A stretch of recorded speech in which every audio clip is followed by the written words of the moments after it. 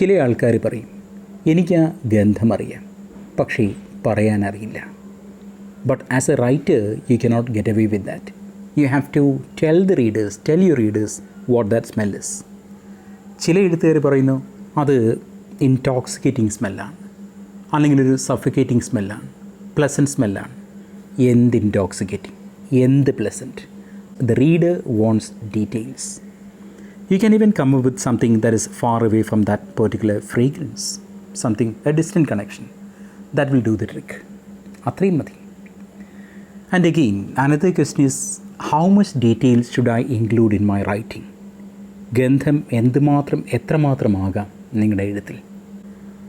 ഒരു സാധാരണ popular fiction നോവലാണെങ്കിൽ ചിലപ്പോൾ ഒരടപ്പ് തന്നെ, അതായത് സുഗന്ധമോ ദുർഗന്ധമോ വമിക്കുന്ന ഒരു സെൻറ്റൻസ് തന്നെ ധാരാളമാണ്. It will leave a lasting image about a character or a place in the mind of the reader. അതൊരു ലിറ്റററി നോവലാണെങ്കിലോ നിലകളായി ഇങ്ങനെ കെട്ടിപ്പൊക്കാം ഗന്ധങ്ങൾ ഉപയോഗിച്ച് കഥാപാത്രത്തെ, കഥാസന്ദർഭത്തെ, കഥാപരിസരത്തെ. അത്തരം നിർമ്മിതികളെപ്പറ്റി അറിയാൻ താല്പര്യമുള്ള ഒരു വിദ്യാർത്ഥി നിർബന്ധമായും വായിച്ചിരിക്കേണ്ട ഒരു പുസ്തകമാണ് പാട്രിക് സസ്കൈൻ്റെ പ്രസിദ്ധമായ നോവൽ പെർഫ്യൂം. അതിൽ ഒരിടത്ത് അദ്ദേഹം പാരീസ് നഗരത്തെ, അതായത് 18-ാം നൂറ്റാണ്ടിലുള്ള പാരീസ് നഗരത്തെ ഇങ്ങനെ ഗന്ധങ്ങൾ ഉപയോഗിച്ച് കെട്ടിപ്പൊക്കുന്ന ഒരു രംഗമുണ്ട്.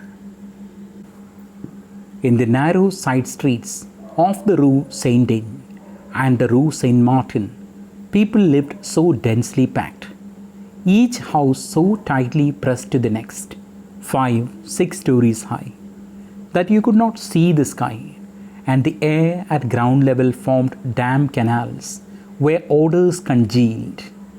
It was a mixture of human and animal smells, of water and stone and ashes and leathers, of soap and freshly baked bread and eggs boiled in vinegar, of noodles and smoothly polished brass, of sage and ale and tears, of grease and soggy straw and dry straw.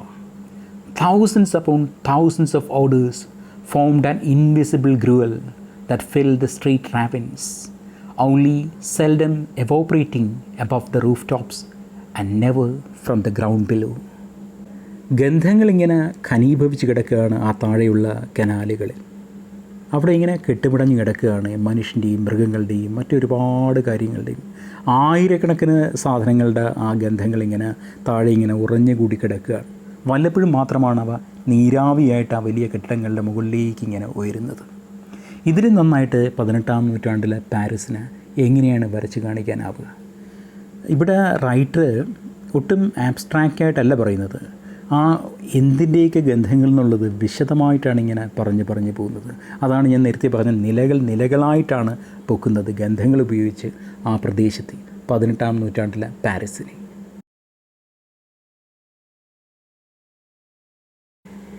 വിഷയത്തിൽ നിന്ന് ഒന്ന് പുറത്ത് കിടന്നോട്ടെ. ഒരു നാടിന് ഒരു ഗന്ധമുണ്ടാകാം, അല്ല, ഉണ്ട്.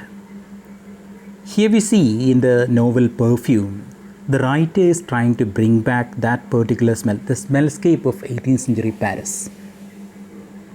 കഴിഞ്ഞ ദിവസം എൻ്റെ അധ്യാപകനായ പ്രിൻസ് സാർ പറഞ്ഞു, അദ്ദേഹം ഹൃദയകുമാർ ടീച്ചറിൻ്റെ ഒരു കുറിപ്പ് വായിച്ചിട്ടുണ്ടത്രേ. അതായത് ടീച്ചർ പറയുന്നത് തിരുവനന്തപുരത്തിന് ഒരു ഗന്ധമുണ്ടെന്നാണ്.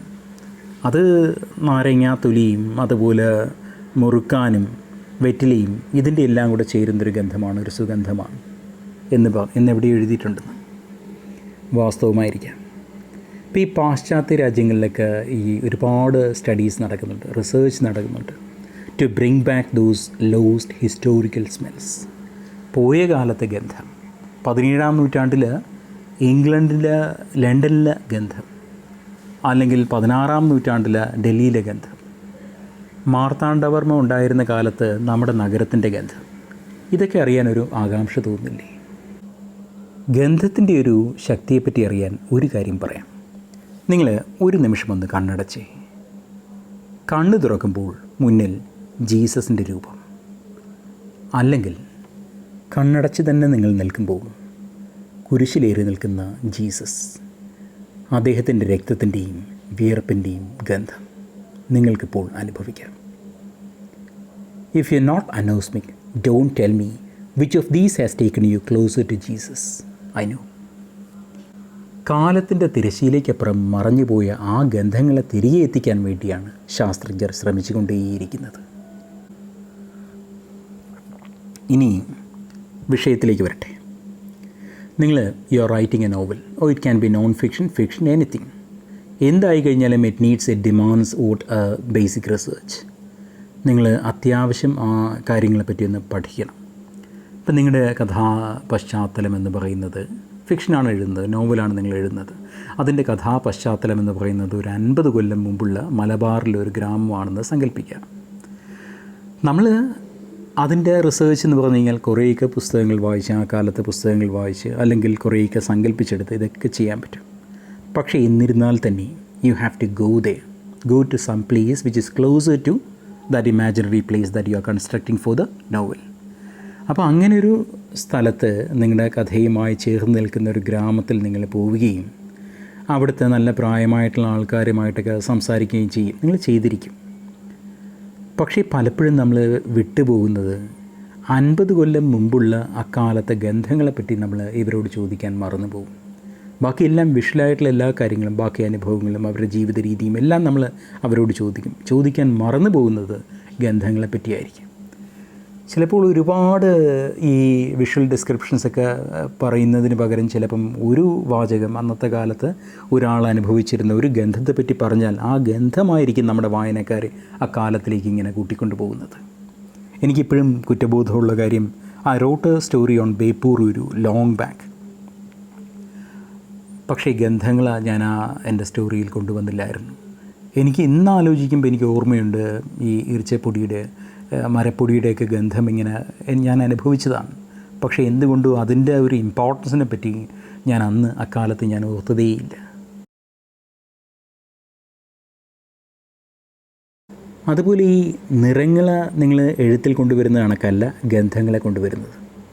നിറങ്ങൾക്ക് പേരുകളുണ്ട്.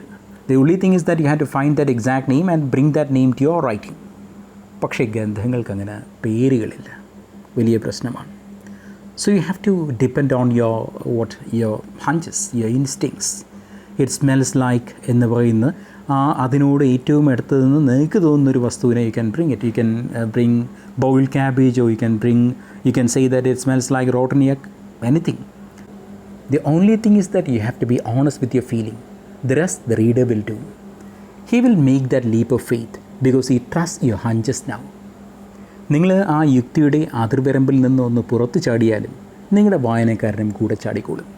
അവനിപ്പോൾ നിങ്ങളെ വിശ്വാസമാണ്, നിങ്ങളുടെ ആ തോന്നലുകൾ വിശ്വാസമാണ്. അത് ഇപ്പോൾ ഈ ബോയിൽ ക്യാബേജിനെ പോലെ ഇരിക്കുകയാണ്, അതിൻ്റെ ഗന്ധമാണെന്ന് പറഞ്ഞു കഴിഞ്ഞാൽ അവൻ അത് തന്നെയാണ് വിശ്വസിക്കുന്നത്. In the play King Lear, when Gloucester tries to kiss the hand of King Lear, the king says, "Let me wipe it first. It smells of mortality." മൃത്യുവിൻ്റെ ഗന്ധം, ഞാനത് ഒന്ന് തുടയ്ക്കട്ടെ എന്നിട്ട് ചുംബിക്കാം എന്നാണ് അദ്ദേഹം പറയുന്നത്. മൃത്യുവിൻ്റെ ഗന്ധം അത് റോസാപ്പൂവിൻ്റെ ഗന്ധം പോലെ നമുക്ക് വേർതിരിച്ചറിയാൻ അങ്ങനെ അറിയാൻ പറ്റുന്നതല്ല. എന്നാലും ആ ഒരു സന്ദർഭത്തിൽ വായനക്കാരനത് മനസ്സിലാവുന്നു. കിങ് ലിയറിന് തന്നെ മനസ്സിലാവുന്ന, അദ്ദേഹത്തിന് തന്നെ തിരിച്ചറിയാവുന്ന അദ്ദേഹത്തിൻ്റെ കയ്യിലെ മൃത്യുവിൻ്റെ ഗന്ധം. ആ ഒരു കഥാസന്ദർഭത്തിൽ നിന്ന്, ആ ഒരു കഥാപാത്രത്തിൽ നിന്ന് വായനക്കാരനത് തൊട്ടറിയുന്നു എന്താണ് ആ മൃത്യുവിൻ്റെ ഗന്ധമെന്ന് പറയും. അങ്ങനൊരു ഗന്ധം ഇല്ലെങ്കിൽ പോലും അത് ആ smell of mortality the reader understands what exactly he means by that. വാഗ്മയ ചിത്രങ്ങൾ കൊണ്ട് കൊട്ടാരങ്ങൾ നമ്മൾ പണിതുണ്ടാക്കും. പക്ഷേ ഒരു ഗന്ധം, ആ കിങ് ലിയറുടെ കയ്യിലെ ആ മൃത്യുവിൻ്റെ ഗന്ധം, അത് വായനക്കാരെ കൊണ്ടെത്തിക്കുന്ന ചില തലങ്ങളുണ്ട്. അവയ്ക്ക് പകരം വയ്ക്കാൻ മറ്റൊന്നിനുമാവില്ല. അതുപോലെ പാരീസിനെ കുറിച്ചുള്ള സസ്കൈൻ്റെ എഴുത്തിൽ നമ്മൾ കണ്ടതാണ്. വളരെ പ്ലസൻ്റായിട്ടുള്ള സ്മെൽസ്, അതുപോലെ intoxicating smells, again disgusting smells, ഓക്കാനം വരുന്ന ഗന്ധങ്ങൾ, ഇതൊക്കെ നമ്മൾ കണ്ടതാണ്. അതിൽ കെട്ടിപ്പിണഞ്ഞ് കിടക്കുകയാണ് കണ്ണുനീരിൻ്റെ ഗന്ധം. കണ്ണുനീരിന് എങ്ങനെയാണ് ഗന്ധമുണ്ടാവുക? നമ്മളിപ്പം കണ്ടതേ ഉള്ളൂ മൃത്യുവിൻ്റെ ഗന്ധം. മറ്റൊരിടത്ത് നമ്മൾ പോകുമ്പം കാണും, മറ്റൊരു എഴുത്തുകാരൻ എഴുതും സന്തോഷത്തിൻ്റെ ഗന്ധം, ദുഃഖത്തിൻ്റെ ഗന്ധം. ഇങ്ങനെയുള്ള അയുക്തി എങ്ങനെയാണ് വായനക്കാരൻ ഉൾക്കൊള്ളുന്നത്? ഗബ്രിയേൽ ഗാർസിയ മാർക്കസ് തൻ്റെ പ്രസിദ്ധമായ കൃതിയായ love in the time of കോൾറയിൽ ഒരു സ്ഥലത്തിനെ പറ്റി ഇങ്ങനെ കുറിക്കുന്നുണ്ട്. At nightfall, at the oppressive moment of transition, a storm of carnivorous mosquitoes rose out of the swamps, and a tender breath of human shit, warm and sad, stirred the certainty of death in the depths of one's soul. വളരെ റിപ്പൾസീവായ സ്മെല്ലാണ്, ഗന്ധമാണ്. പക്ഷേ എഴുത്തുകാരന് ആ സ്ഥലത്തെ അടയാളപ്പെടുത്താൻ ആ ഗന്ധം കൂടിയേ തീരും. And see what the novelist writes. A tender breath of human shit, warm and sad, stirred the certainty of death in the depths of one's soul. Our sense of logic revolts. How can that smell be what warm and sad? How can it stir the very depths of one's soul with the certainty of death? So that is pure, total bullshit, we say.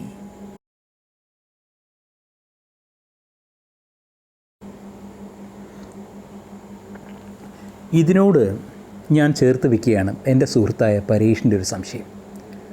അതായത്, നമുക്ക് എഴുത്തുകാരന് വളരെ intense ആയതും അവന് പ്രൈവറ്റായതുമായ ഒരു ഗന്ധവും ഓർമ്മയും തമ്മിലുള്ളൊരു connection, അതെനിക്ക് തോന്നുന്ന ഒരു കാര്യമാണ്. ഇത് വായനക്കാർക്ക് മറ്റുള്ളവർക്ക് ഒരിക്കലും റിലേറ്റ് ചെയ്യാൻ പറ്റാത്തൊരു കണക്ഷനായിരിക്കും. ആ ഒരു ഗന്ധം, ആ ഒരു ഓർമ്മയല്ല വായനക്കാർക്ക് എത്തിക്കുന്നത്. പക്ഷെ നമുക്കിങ്ങനെയാണ്, അല്ലെങ്കിൽ നമ്മുടെ കഥാപാത്രത്തിന് ഇങ്ങനെയാണ്. ഇതെങ്ങനെയാണ്, ഈ ഒരു കണക്ഷൻ എങ്ങനെയാണ് വായനക്കാരൻ്റെ ഉള്ളിലേക്ക് കടത്തിവിടുന്നത്? അവനെങ്ങനെയാണ് ഈ ഒരു കണക്ഷൻ സമ്മതിച്ചു തരുന്നത്? വായനക്കാരെങ്ങനെയാണ് സമ്മതിച്ചു തരുന്നത്? വലിയ ചോദ്യമാണ്.